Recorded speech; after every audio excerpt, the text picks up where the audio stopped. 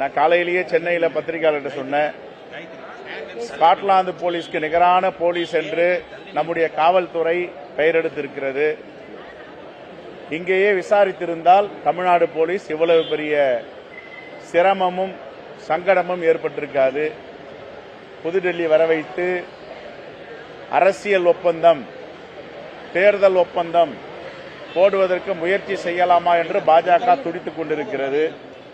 ஆகவே அவர்களுடைய முயற்சி வெற்றி பெறுவதற்கு வாய்ப்பில்லை என்பதை அனைவரும் அறிவோம். இருந்தாலும் அவர்கள் முயற்சி செய்கிறார்கள். ஒப்பந்தத்திற்கு தயாரானால் வழக்குகள் மாயமாகிவிடும், மறைந்துவிடும். அதுதான் சிங்கம் வாயில் மாட்டிக்கொண்ட கதை.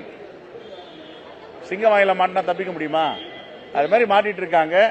முடிவுகள் வரப்போகுது. நீங்க எல்லாம் பார்க்க தான் போறீங்க. பல செய்திகளை நீங்க அறிய போறீங்க. அதுக்கப்புறம் நீங்க எல்லாம் எழுதுவீங்க தொலைக்காட்சியில.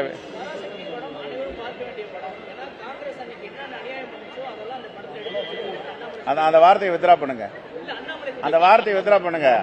அவர் தான் அறிவில்லாம சொல்றாரா, நாம சொல்லாம? அத அவருக்கு எதை தின்னா பித்தம் தெளியும் தெரியாது. மகாராஷ்டிராவை பத்தி பேசுவாரு, மும்பையை பத்தி பேசுவாரு, தமிழ்நாட்டை பத்தி பேச மாட்டாரு. தமிழ்நாட்டை பத்தி பேசினா ஆக்கப்பூர்வமா பேச வர்றாரு, அறிவுபூர்வமா பேச மாட்டாரு. தமிழ்நாட்டை பத்தி நாகரிகமா பேச மாட்டாரு. இது மாதிரிலாம் தான் பேசுவார். நீங்க பேசின வார்த்தை இருக்குல்ல, அது எங்க வாயிலாம் வராது.